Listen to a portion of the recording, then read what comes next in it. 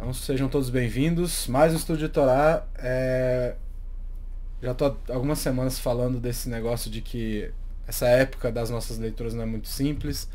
É uma época complicada, é uma época com bastante dificuldade pra gente, né? A gente vê um monte de coisa ruim acontecendo uma atrás da outra, né? Semana passada a gente teve Korah, um pouco antes a gente teve os espias, e agora a gente vai ter mais um episódio, né? Que agora vai ser um episódio específico, que também é muito complicado, né? Envolve o povo como um todo, mas a gente costuma citar mais dois personagens, na verdade três personagens que a gente vai ver hoje. E semana que vem tem Balak, né? Que aí continua, a gente vai conhecer Bilam de novo, né? A gente vai encontrar com Bilam de novo.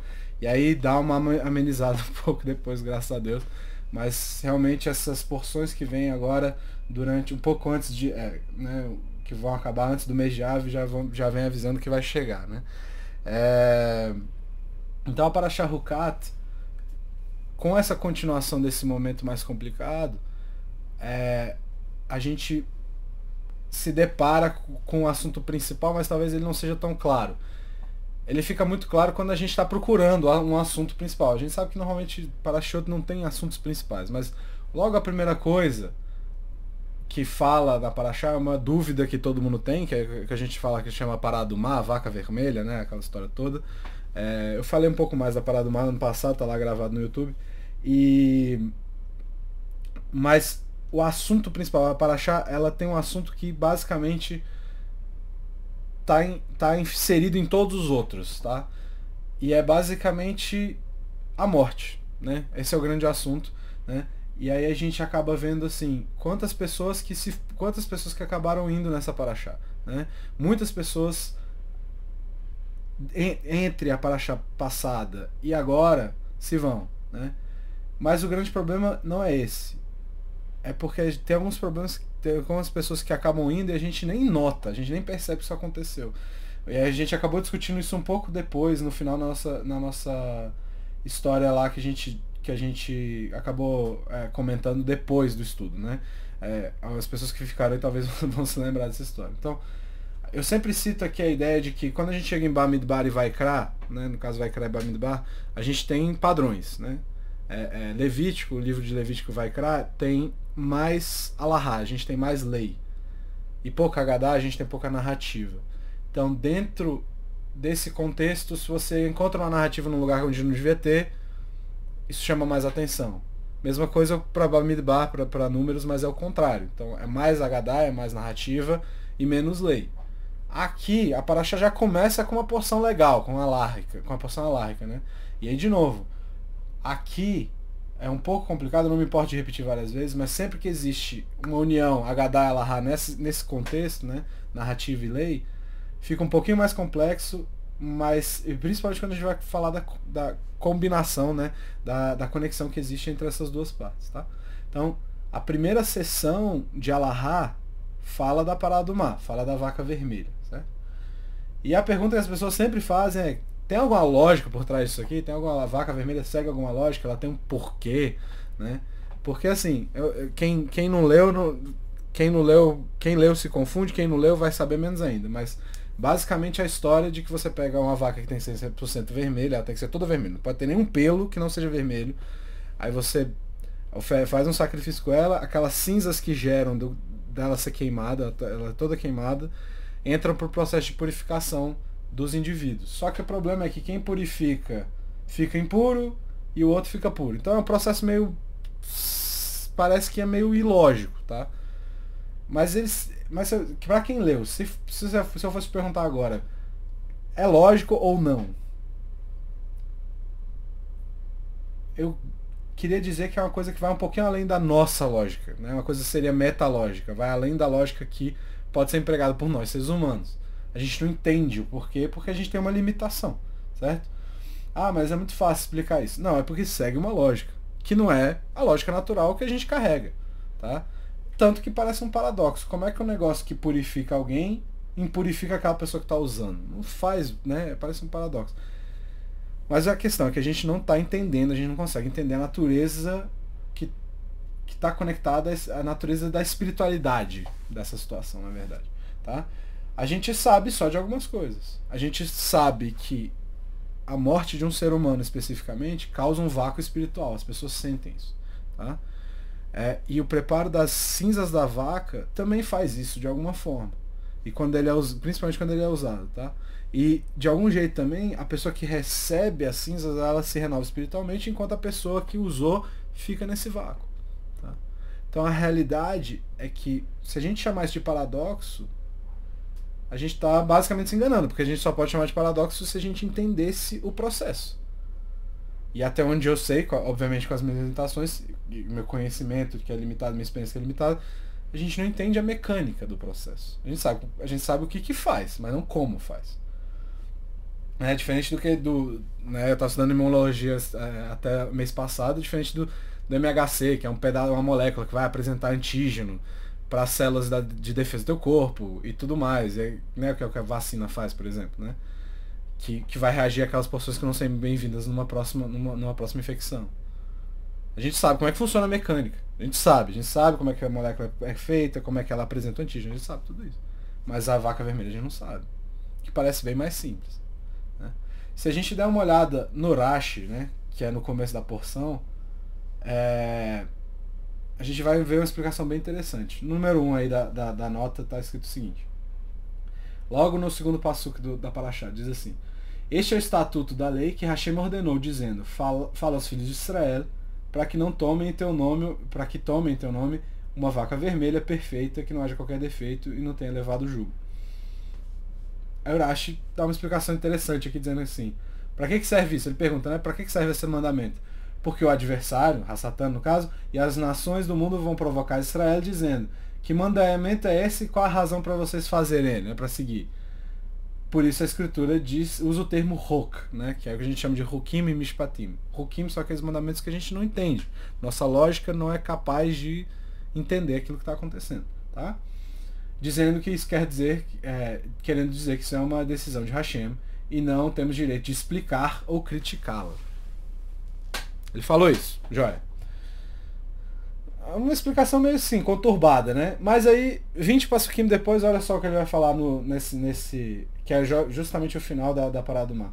E tudo que tocar o impuro será impuro, e a alma que tocar será impura até a tarde. Aí o Rashi vira e explica assim: qual o motivo para esse ritual com a vaca? O motivo para esse ritual com a vaca pode ser explicado por uma parábola, comparando o caso de uma criança que suja o palácio do rei. Eles disseram: deixe que a mãe venha e limpe a sujeira, que a criança fez no caso. Né? É semelhante. Já que eles sujaram com o bezerro, deixe que sua mãe, a vaca, venha e conserte o bezerro. Ou seja, o Rashi está falando que a vaca, de alguma forma, faz o tikkun, o conserto do bezerro de ouro. Certo? Mas ele falou agora há pouco, a gente acabou de ler, que a gente não pode explicar, e ele vai explicar. Como é que funciona isso? Né? É um paradoxo aqui agora? Agora a gente pode dizer, pô, a gente entendeu agora, então é um paradoxo. Né? Mas aí, de novo, ele não está explicando a mecânica do processo. Né? Que nem eu falei antes. Ele está explicando a razão para a existência daquilo. Né? Aquilo só existe como uma resposta ao bezerro de ouro. Tá? E por que a gente tem isso efetivamente? Porque as pessoas se vão, as pessoas morrem. E talvez a gente não possa entender a natureza da própria morte.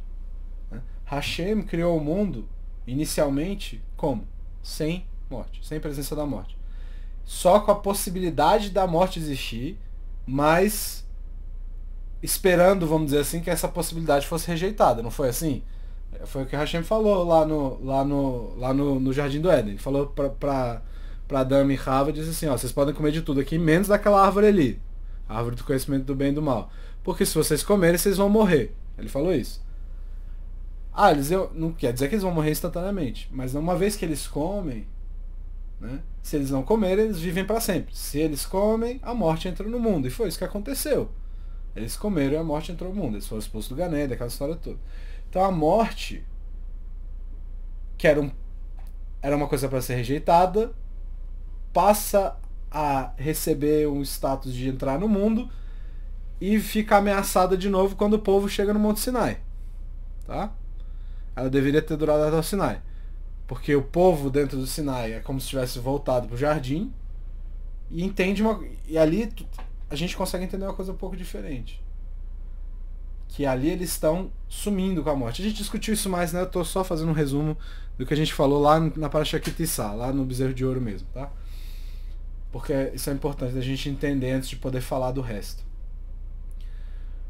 Então, quando eles acabam com a morte de novo ali no Sinai, o que eles fazem? O bezerro de ouro, a morte volta. Tá a mesma coisa, a mesma situação espelhada praticamente. São coisas diferentes, são feitas, mas a situação espelhada do ponto de vista de transgressão. Então a morte fica ou volta para o mundo nessa situação. E o Rashi está sugerindo o quê? Que a vaca vermelha vem de alguma forma para consertar esse processo do bezerro que está envolvido com a morte. E a morte, ela não é a causa da vida. Ela é, na verdade, uma causa para grande parte das nossas tristezas, das nossas decepções, das nossas depressões.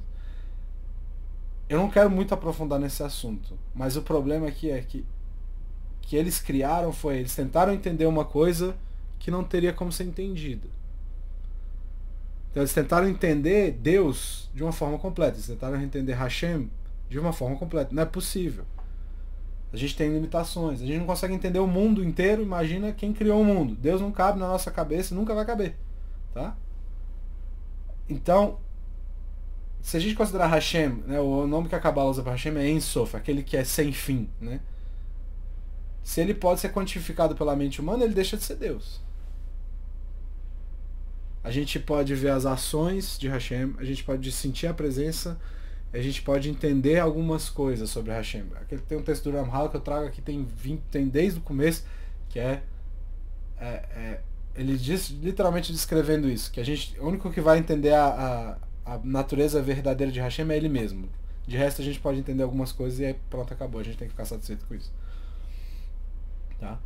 Então o povo disse, quando Moshe não volta, o povo faz o quê? Fala, a gente não sabe o que aconteceu com Moshe. Mas quem disse que vocês têm que saber alguma coisa? Né? Quem disse que a gente tem que saber tudo, no caso? Mesma coisa no Gan Eden. Eles comeram da árvore do conhecimento do bem e do mal porque prometeram que eles teriam conhecimento de Hashem. Eles seriam como deuses, né? Mas isso não é possível. Tá? E assim que a morte entra no mundo, a gente vê os reflexos dessa história. Que a gente também não entende esse processo. A gente sabe que vai acontecer. A gente não sabe quando, a gente não sabe como, a gente não sabe onde. Isso não quer dizer que o judaísmo seja anticonhecimento ou qualquer coisa parecida, tá? Que a gente está falando, não tem que saber nada e tal. Não, não é isso. A gente, muito pelo contrário, muito a favor do conhecimento. Mas primeiro, a gente tem que conseguir entender certas coisas. O primeiro passo para ter conhecimento é saber que você sabe o que você não sabe. E depois, saber o que você é capaz de aprender. Não tem como. Algumas coisas não são acessíveis para mim, pronto, acabou. Essa é a verdade do mundo. Né? Sociologia, por exemplo, que eu tive que fazer agora na faculdade, não faz sentido nenhum para mim. Mas tem muita gente que é genial no negócio. Né? Mas para mim é muito complicado. Eu sei que tem muita gente que eu conheço que não sabe nada de matemática e vai viver a vida inteira sem saber. Né? E nunca vai conseguir entender o conceito de limite dentro da matemática. Não de limite próprio, mas limite dentro da matemática. Né?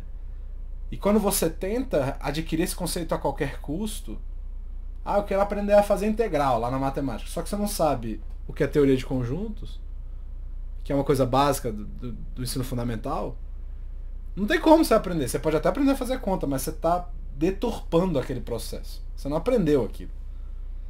Tá? Não sei se ficou claro esses meus exemplos malucos, mas tudo bem. Como que a vaca vermelha funciona? A gente não sabe. Não é que ela... E a questão aqui que não é que ela funciona apesar da gente não entender o mecanismo. Não é que é nosso corpo. A gente tem um monte de coisa no nosso corpo e a gente não sabe explicar como que funciona. Mas funciona. É o fato da gente não entender como o mecanismo funciona que a vaca vermelha funciona. É simplesmente isso. Hashem criou uma coisa para dizer assim, vocês nunca vão saber como é que isso funciona e é por isso que ela funciona. Então acabou. Tá? É isso que o Rashi estava querendo dizer no primeiro comentário dele. E esse mandamento é isso. Ele funciona porque a gente não entende e é isso que conserta que faz o tikkun para aquilo que a gente não podia entender e tentou entender de qualquer jeito, que é o bezerro de ouro. Na verdade, que é Deus. Então, não tem contradição, inclusive no Rashi. É uma ideia metalógica, que vai para a parte da metalógica mesmo. Tá? E o assunto é esse. Então eu volto, eu queria fazer uma pergunta que é muito importante aqui. Quantas pessoas morreram nessa paraxá? Primeiro, Miriam. No começo da paraxá, no segundo capítulo da paraxá, a gente vê a morte de Miriam. O que acontece? E os filhos de Israel e toda a congregação vieram ao deserto de Sin na primeira lua nova, e o povo esteve em Kadesh, e Miriam morreu ali e foi sepultada ali. Beleza. Aharon também nos deixa nessa paraxá. E toda a congregação, número 4, Bamidbar 20 e 29, e toda a congregação viu que Aharon expirara. E toda a casa de Israel chorou por 30 dias por Aharon. Tem uma história no meio da paraxá que é a história das cobras lá, né? Que aparece as cobras e não sei o que, né? Que é o número 5. E Hashem enviou, 21:6, Hashem enviou para o povo os serafim. A tradução em português é serpentes abrasadoras, que morderam o povo e morreu muita gente de Israel. Tá, eu li aqui, tá todo mundo elencado aqui. Mas foi só isso ou teve mais gente? Tem uma questão aqui que pode ter passado batido pela maioria das pessoas, mas que é importante a gente voltar. Qual é o time frame? Qual é o momento que a gente está na história aqui, de fato, né? Eu sei que eu vivo falando, a Torá na história e tal, mas se a gente for colocar uma cronologia aqui, qual que é? Se a gente voltar no número 3, está escrito assim: os filhos de Israel e toda a congregação vieram ao deserto de Sin na primeira lua nova. Primeira lua nova do quê? A primeira lua nova seria o primeiro mês do 40º ano. A gente estava no ano 2 do deserto na paraxá passada. Agora a gente está no 40º, ou seja, passaram 38 anos de uma paraxá para outra. Então a gente tem um problema muito sério, porque aquela geração ia ser perdida, né, aquela geração do deserto, ia acabar no ano 40. Então a geração foi quase toda embora já. Tá? Uma geração inteira já se foi. Centenas de milhares de pessoas. E com todas essas perdas, dá para entender um pouco melhor o motivo para a gente começar com a vaca vermelha, que é uma forma de lidar com a morte. Então a gente tem isso em todas as famílias, em todos os lugares, e esse é o grande tema da paraxá. Até Moshe recebe o aviso de que ele não vai entrar na terra, que a vez dele está chegando também. E por uma série de motivos é disso que eu queria falar essa semana. Não é muito fácil de entender, mas a proposta é essa, tá? Então eu vou começar com uma pergunta específica. Moshe e Aharon recebem a sentença deles aqui, que eles não vão entrar na terra, que eles não vão liderar o povo. O que aconteceu? A gente vai ler a história, mas eu vou explicar por alto. Hashem manda ele fazer uma coisa e ele não faz. Hashem fala, vai lá e fala com a pedra, e a pedra, porque o povo começa a reclamar de falta de água, porque Miriam morre e a água vem do mérito dela, no caso, tá? Então Miriam morre e o povo começa a reclamar falando que não tem água. Moshe fala, e aí o Hashem fala para Moshe, você vai lá e fala com a pedra e a pedra vai dar água. Moshe pega o cajado dele e bate na pedra e sai a água. Foi isso que Moshe fez. Tá? Beleza. Tem outra pergunta a partir daí. Ele bateu na pedra. Por que Aharon é culpado também? Quem foi que bateu na pedra? Número 6. Moshe levantou sua mão e feriu a rocha com o cajado 2 vezes, e saiu muita água, e a congregação e seus animais beberam. E Hashem disse a Moshe e a Aharon, porquanto não crestes em mim, para santificar-me aos olhos dos filhos de Israel, por isso não trareis a congregação a terra que lhes dei. Peraí. É justo isso? Por que Aharon é punido por uma coisa que ele não fez? Moshe que bateu. O Ramban, o Nachmanides, ele explica que Moshe, quando ele bate 2 vezes, o erro é a segunda batida, não a primeira, vamos dizer assim. Porque a primeira começa a sair água, a segunda vez que ele bate faz com que a água jorre, certo? E aí o problema teria sido a segunda vez. Sim, e daí? Qual que é o envolvimento de Aharon com isso? Ele vai falar, Aharon podia ter interrompido.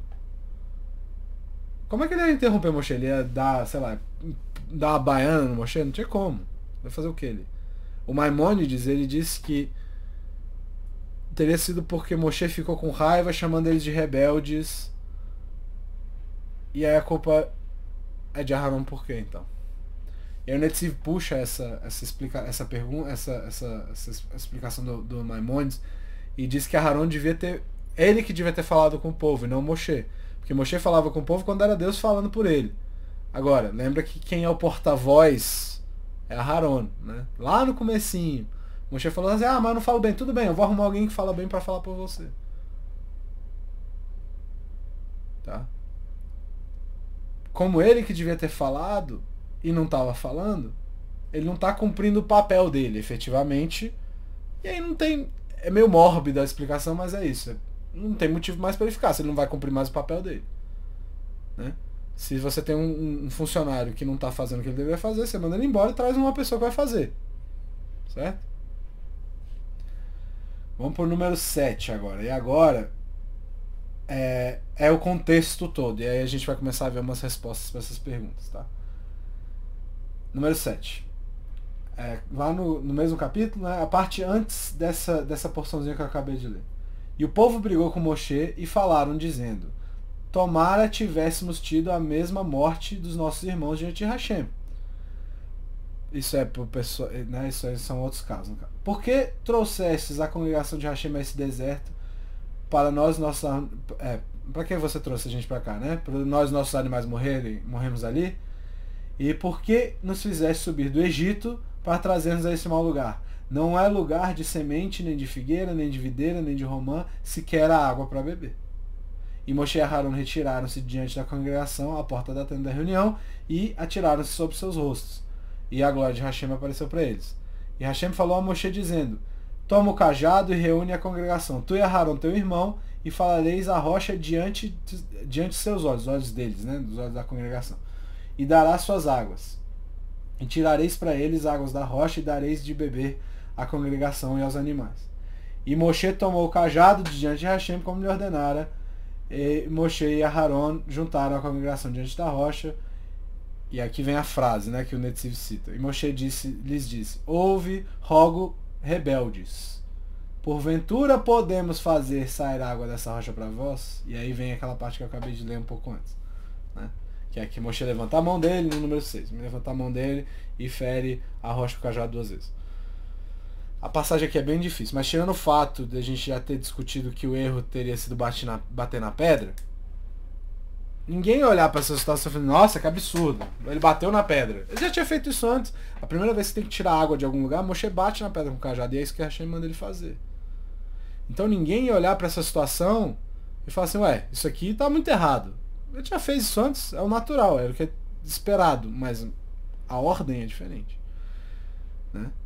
Então, fica parecendo que a explicação é que eles são uma unidade, eles trabalham juntos. Moshe e Aharon trabalham juntos, então Moshe faz os milagres e Aharon é o intermediário. E como tem cada um seu papel, eles são um time, eles vencem juntos e eles perdem juntos. É meio forçado ainda assim, essa explicação. Então eu queria usar algumas ideias do Mesher Chochma, que é o Rabi Meir Simcha de Davinsky, e ele traz algumas explicações que são interessantes que acabam fazendo a gente pensar por um outro lado que é bem interessante. Tá? Ele primeiro começa citando o capítulo 4 de Devarim, em Deuteronômio, que é a recapitulação desse episódio que a gente está vendo agora. Então, vamos dar uma olhadinha rapidinho no que é que Moshe vai escrever em Devarim. Ele diz o seguinte, número 8. E Hashem mirou-se contra mim por vossa causa. Ele está contando essa história de novo. E jurou que não passaria o Yarden, né, o Jordão, nem entraria na boa terra que Hashem, teu Deus, te dá por herança. Porque eu tenho que morrer nessa terra, não passarei o Yarden. E a vós passareis e herdareis, herdareis essa terra, essa boa terra. Olha, aqui que vem a parte que é diferente.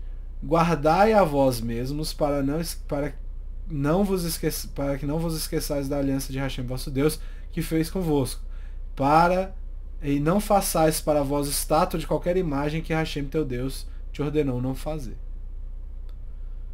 Tá. Por que Moshe está fazendo isso? Por que Moshe cita idolatria? Antes de dizer assim, olha, porque vocês precisam bater na pedra, não faça idolatria. Qual que é a lógica aqui? A pergunta que ele faz é, qual que é a conexão entre essas duas coisas? Qual que é a conexão entre o que Moshe falou agora e a paraxá que a gente está lendo essa semana? Por que Moshe não pode entrar na terra? Né? Moshe está dizendo que o povo vai sem ele e que ele foi punido por causa deles. Mas que eles vão atravessar e quando eles atravessarem, não façam idolatria. Ok? De novo, o que isso tem a ver com o que a gente falou até agora? Por que Moshe não pode entrar na terra? Porque se ele tivesse entrado, e essa explicação que o Meshach Chochma dá é uma explicação que parece simples, mas não é tão simples. Se ele tivesse entrado, tinha uma grande probabilidade do povo endeusar ele de alguma forma. Em vez de adorar Hashem, eles passariam a adorar Moshe. Tá? Moshe aqui não está falando, eu bati na pedra, então não posso entrar. Não é isso que ele falou. Ele falou que é por causa deles que ele não pode entrar. E aí, quando isso passa, ele fala, quando vocês entrarem, não adorem ídolos, ok? Tá. Beleza, segura essa ideia aí. A gente vai uma por uma. Vamos para a próxima. A pergunta que eu tenho agora é, como é que Moshe sabia disso? Como é que Moshe sabia que ele teria como virar um alvo de idolatria? Como é que ele sabia que ele poderia ser esse novo ídolo aí, eles endeusarem ele? Como é que ele sabia disso? Um dos piores episódios do nosso caso nessa situação ele presenciou, e a gente já citou esse episódio hoje também, né? E a gente cita com certa frequência o episódio também, a questão do bezerro de ouro. O que aconteceu quando Moshe desceu do Sinai com as tábuas e viu o bezerro de ouro? Ele desce e ele vê aquela festa pro bezerro. Ele vê o pessoal rezando, ele vê o pessoal fazendo um monte de coisa. O que ele faz a partir daí? Ignora os midrashim, nada disso. Ele quebra as duas tábuas. Tá? Alguém já se deu o trabalho de perguntar por que ele quebra as tábuas? Por que ele não falou assim, pô, guardava as tábuas num lugar, enterrava, sei lá? Por que ele quebra? A ideia é relativamente simples, tá? A pergunta é, quando a gente fala do primeiro jogo de tábuas, é importante saber quem que fez as tábuas, quem que formou as tábuas. Hashem formou as tábuas. É isso que está escrito no texto. Quem escreveu nessas tábuas? Hashem também escreveu com o próprio dedo, entre aspas, nas tábuas. Moshe desce e vê o povo adorando um bezerro que foi feito por eles. E aí a lógica qual que é? Se eles estão adorando uma coisa que eles mesmos fizeram com as próprias mãos, com certeza, no momento de dificuldade bizarra, no momento daquelas dificuldades maiores, eles vão chegar num ponto de adorar uma coisa que veio diretamente de Deus, que são as tábuas. Então, se eles fizeram idolatria com isso aqui, que é uma coisa menor do que isso que eu estou carregando, essa coisa que eu estou carregando tem um potencial muito maior de virar idolatria do que o bezerro. Tanto que da segunda vez, o que acontece? Hashem fala para Moshe fazer as tábuas e para escrever o que ele está dizendo. Então aí diminui um pouco a força do negócio. Porque Hashem concorda com o pensamento de Moshe aqui. De que as tábuas poderiam virar idolatria. Isso está em Evamot, na Guemará, não está muito claro, mas é isso que quer dizer. Essa percepção, que é a ideia de que Moshe teria percebido que as tábuas poderiam ser fonte de idolatria, concorda com aquela do onipresente, com a própria percepção de Hashem. Como está escrito no número 9, não sei se eu falei. As tábuas que você quebrou, Asher Shibat. Tá? E o Reish Lakish diz, isso é uma alusão ao fato de que o santo bendito seja disse a Moshe, que sua força seja verdadeira, Shakor, por ter quebrado as tábuas. Ou seja, a intenção, a ideia que você teve, quando você quebrou as tábuas, você estava certo. Tá? Então a explicação aqui chega a ser elegante. Já que eles idolatraram uma coisa feita pelas próprias mãos, eles tinham a capacidade evidente de idolatrar uma coisa feita por Deus. E com esse entendimento, a gente pode voltar lá para a primeira ideia do Mestre Horkheimer. Tá? Moshe tem essa sensibilidade quanto à idolatria. Essa sensibilidade que está no meio do povo. Já viu, ele já presenciou, ele está vacinado desse negócio. Que nem eu falei ali do MHC no começo.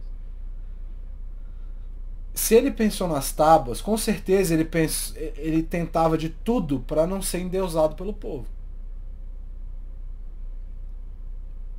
E não entrar na terra meio que faz parte disso. Não foi a escolha dele. Ele pede para entrar na terra. Isso tem que ficar muito claro.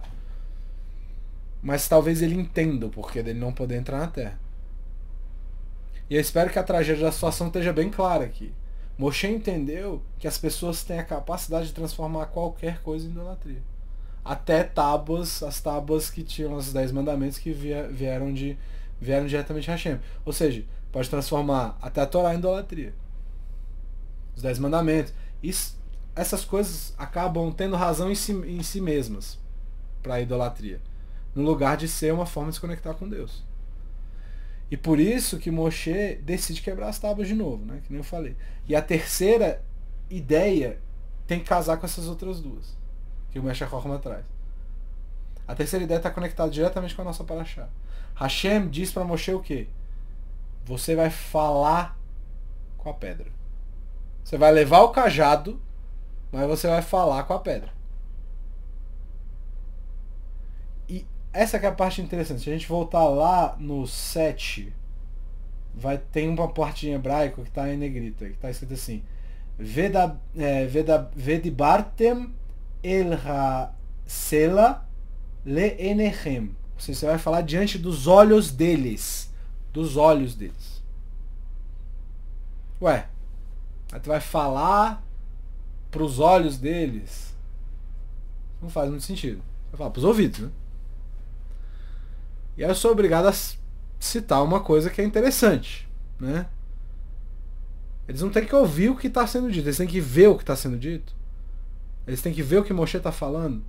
A gente tem um outro episódiozinho que tem uma história dessa aí também. Que o povo vê um som. Não, vários, né? Que eles veem as palavras que foram ditas. Onde que a gente viu isso? Antes do bezerro de ouro, na revelação do Sinai. O povo vê os sons, vê Hashem falando dos mandamentos, vê os trovões, né? A gente sabe que trovão é um som, não tem como você ver um trovão. Tá? A revelação foi esse momento único em que todas aquelas pessoas ali, milhões de pessoas, sabiam que era Hashem que estava falando com elas. Como que eles sabiam? Porque eles estavam vendo palavras, isso não faz sentido, você não vê palavras normalmente. Não é aquele negócio, eu só acredito vendo, né? É ver para crer. Hashem sabia disso. Eles, além de ouvir as palavras que foram ditas, eles viram as palavras. Tá? Então, de novo, quando ele fala, falareis a rocha diante dos olhos da congregação. E o que Moshe e Aharon fazem de errado? Moshe e Aharon, no finalzinho, juntaram a congregação diante da rocha, e Moshe disse: ouve, rogo, rebeldes. Não é para vocês ouvirem nada, é para vocês olharem. Porventura não podemos fazer sair água dessas rochas. Quem está fazendo sair a água da rocha? É Moshe ou é Hashem? E aí começa a virar dúvida. Volta no 6, onde continua. E Moshe levantou sua mão e feriu a rocha com o cajado 2 vezes e saiu muita água. E a congregação e os animais beberam. Olha o que vem depois. E Hashem disse a Moshe e Aharon: porquanto não crestes em mim para santificar-me aos olhos dos filhos de Israel? De novo os olhos. Hashem queria o quê? Hashem queria que eles tivessem feito uma revelação nova. Eles falaram assim: por quê? Uma pedra? Ué. Para que todo mundo que estava ali visse a nova revelação. O que aconteceu? Moshe e Aharon chamam o povo de rebelde e diz: ué, vocês acham que a gente não consegue fazer sair água dessa pedra? Aí bate na pedra e sai água. E o erro foi esse. O milagre devia vir claramente de Hashem. Porque quando Moshe falasse com a pedra, o povo não ia ouvir a voz de Moshe, ia ouvir a voz de Hashem. Ia ser claro, igual foi no Sinai. Mas no lugar disso, o que acontece? Eles fazem parecer que quem fez o milagre foram eles. Eu bati na pedra. E essa é a pergunta que eles fazem logo depois. vocês não acham que a gente tem a capacidade de fazer sair água dessa pedra? É claro que a gente tem. Isso aqui é fichinha. A gente abriu o Mar Vermelho, Aharon transformou o Nilo em sangue. Isso aqui é mole. Seus rebeldes, né? Aí pá, bate na pedra e sai água. E Hashem diz o quê? Vocês acabaram de perder uma oportunidade. Vocês não acreditaram em mim o suficiente para me santificar diante desse povo. Essa santificação de Hashem, ela seria o gatilho para a nova revelação. E aí, só que tem uma questão aqui nessa paraxá que ela é muito interessante. Eu já citei essa ideia, mas talvez também não tenha ficado claro. Tem uma parte muito estranha aqui no começo do número 7. E o povo brigou com Moshe dizendo: tomara que a gente tivesse tido a mesma morte dos nossos irmãos. Aí, no terceiro passo dessa parte. Por que nos fizeste sair do Egito para trazer-nos a esse mau lugar? Calma aí. Sair do Egito. É bem sutil isso aqui. Mas é meio assustador também quando a gente percebe a realidade dessa reclamação aqui. A maioria esmagadora dessas pessoas que estão reclamando nunca nem teve no Egito. Não morreu todo mundo já? Da geração que saiu do Egito? Como é que eles estão reclamando do Egito se eles nunca viram? No máximo tem um outro que nasceu lá, mas era muito pequeno quando saiu. Eles nem tiveram no Egito, eles nem lembravam do Egito. Como é que eles podem falar: por que você tirou a gente do Egito? Vocês nunca tiveram lá. Essa geração é nova. A antiga que reclamava disso, dos pepinos que eu sempre cito, dos melões, do peixe, quase foi toda já. Sobrou um ou outro. Mas eles ainda falam igual a geração que acabou de passar. Eles parecem com os pais deles. Isso é meio assustador. Eles escutaram tanto as reclamações dos pais que eles passaram a repetir as reclamações. Mas eles não fazem ideia do que era o Egito de fato. Porque eles não viveram. E talvez seja isso que Moshe esteja pensando. Talvez seja isso que esteja passando pela cabeça dele. Já que eles pegaram todos os aspectos negativos dos pais para reclamar igual, talvez eles também tenham pegado os lados positivos. Talvez eles também tenham entendido exatamente, se eles sabem como é que é o Egito, eles sabem exatamente como é que foi o Sinai também. Então eles não precisam de uma revelação nova. Tá? Eles não entenderam isso, mas Moshe na cabeça. Eles reclamam igual, então eles entenderam a mesma coisa. Então eles não precisam de uma revelação nova. E agora, o que eles estão precisando agora? Eles estão precisando de água, eles estão pedindo água, a gente não tem mais água, beleza, eu vou fazer a água aparecer. Como é que ele fez a água aparecer da outra vez? Bateu na pedra e a água saiu. Ele não viu a relevância daquela situação. E não só ele, né? No caso, ele e Aharon. Hashem diz depois: não, vocês tinham a oportunidade de fazer uma coisa diferente aqui. Hashem diz para eles que essa geração precisava de uma revelação nova, mas eles não entenderam isso na hora. E aí Moshe e Aharon são punidos. E aí o próprio entendimento dessa frase é mais complicado. Quando a gente pensa em punição por causa de um erro, de uma transgressão, a gente pensa justamente nisso. Uma punição está associada a uma transgressão. Moshe fez uma coisa errada, então ele merece ser punido. Mas não é por isso que ele não entra na terra de Israel. Segundo essa ideia toda. A gente já acabou de ver uma nova oportunidade de revelação igual foi no Sinai aqui. E todo mundo... E tá todo mundo olhando, entendendo por si, efetivamente, né, se isso tivesse acontecido, que Hashem é o criador e o detentor do poder que existe nesse universo, vamos dizer assim. E Moshe e Aharon, que tratavam da geração anterior de uma forma mais simples, como na verdade da geração de agora, de uma forma mais simples, como se fosse a continuação da anterior, porque eles são iguais efetivamente, não acho que isso é necessário, porque, se eles sabem do ruim, eles sabem do bom também. É meio lógico até. É uma falha humana usar a lógica às vezes quando não é o caso. Né? A gente sempre faz isso, né? Tem alguém falando, aí você, na tua cabeça, pensa assim: cara, já sei o que essa pessoa vai falar. Aí você completa, a pessoa não ia falar nada daquilo. Fala: não, eu entendi o que você está falando. Não, mas eu não terminei de falar, como é que você entendeu o que eu estou falando? Então, eles não entendem isso por causa do jeito que eles falavam. Eles são igualzinhos aos pais que presenciaram a revelação. O problema é que essa é uma nova geração, sim. E por mais que eles falem como a geração anterior, eles não viveram as coisas da geração anterior. Eles só falam. Né? É uma geração que não lembra de onde que Moshe e Aharon vieram, no caso. Né? A geração anterior provavelmente viu Aharon pequenininho. Algumas pessoas viram Aharon pequenininhos. Viram Moshe pequenininho. Antes dele ser levado lá para o palácio. Ou até mesmo na época do palácio. Né? Mas a geração que viu, que cresceu no deserto, não viu. O que eles viam em Moshe e Aharon? Eles viam esses dois indivíduos que a geração anterior via como seres humanos que estavam a trabalho e numa missão que foi ordenada por Deus, como pessoas que não eram normais, que estavam no nível de santidade absurdo, que quase deixavam de ser humanos. Porque o que eles queriam fazer, eles faziam. E agora eles veem mais um milagre por parte deles. A gente quer água. Pá, bateu, saiu água. Pô, esses caras são os caras. São deuses. O foco deixa de ser Hashem e vira para eles. O risco de deles endeusarem Moshe e Aharon aqui aumenta de uma forma exponencial. Pô, é só falar com os caras que eles resolvem. E a partir daí, eles começam a ver os dois como uma coisa inalcançável.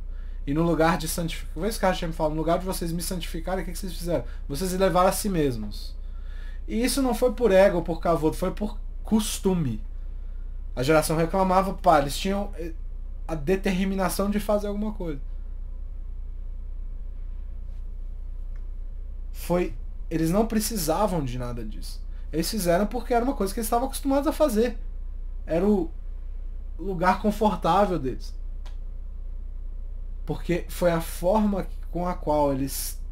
a forma da qual eles trataram a geração anterior. E Moshe, quando ouve o mesmo papo, se conecta com aquela geração anterior e segue o plano como foi da última vez.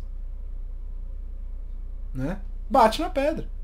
Vai sair água. Ele sabia que se ele batesse na pedra com aquele cajado ia sair água. Mas Moshe tinha que ter usado a sensibilidade que fez com que ele quebrasse as tábuas nesse momento. Perceber que essa capacidade de idolatria ia se realizar. Qual que é a conclusão se você seguir esse raciocínio? Moshe e Aharon não entram em Israel não porque eles se rebaixaram espiritualmente, mas porque eles estavam num nível muito alto, ao ponto de serem confundidos com uma coisa que não poderiam ser. Eles são as duas pessoas que geraram o povo do Egito. Eles estão diante do povo, liderando e mostrando milagres. É claro que eles vão tirar a água da pedra. E só a importância que eles passam, essa imponência que eles demonstram, deixa quase impossível a entrada deles na terra de Israel. Porque para aquele povo, eles são inalcançáveis. Tá? E aí outra parte que dá um pouquinho de medo. E eu não vou falar disso do ponto de vista político, mais religioso. As gerações acabam recebendo as lideranças que elas merecem. Não existe líder que vai salvar o mundo, efetivamente. Mas a responsabilidade é do povo. É da comunidade, é da sua família. Cada um seguindo o teu caminho. Cada um se levanta e anda sozinho. Se juntar todo mundo, aí dá uma baita de uma marcha. A gente tem que seguir em frente, crescer, buscar Hashem. Mesmo com todas as dificuldades, com todos os problemas. Mas a gente ainda tem lideranças que podem inspirar a gente. Sei que é meio difícil falar isso, mas até aqueles líderes que erram, até nos erros a gente pode se inspirar. Como eu sempre cito essa ideia do meu pai quando eu reclamei de um professor uma vez quando eu estava no NB. Ele falou assim pra mim: até professores ruins têm o que te ensinar, a não ser como eles. E é com os nossos próprios crescimentos que a gente abre essa possibilidade para surgirem novos líderes maiores e melhores. Porque a gente está no mesmo nível. O processo é muito complicado aqui. um processo de renovação que vai continuar acontecendo por algum tempo, eu acho. Mas a gente tem que ajudar, a gente tem que andar e tem que seguir os nossos caminhos. E é isso que a Paraxá está ensinando um pouquinho, de escondido, mas ela está ensinando. Ela está mostrando pra gente que a gente tem que fazer o nosso e evitar chegar num lugar e endeusar uma coisa. Seja o que for. Porque isso aí gera problemas. Então, obrigado. Até semana que vem. Obrigado pela paciência de novo aí, pessoal. Boa noite para todo mundo.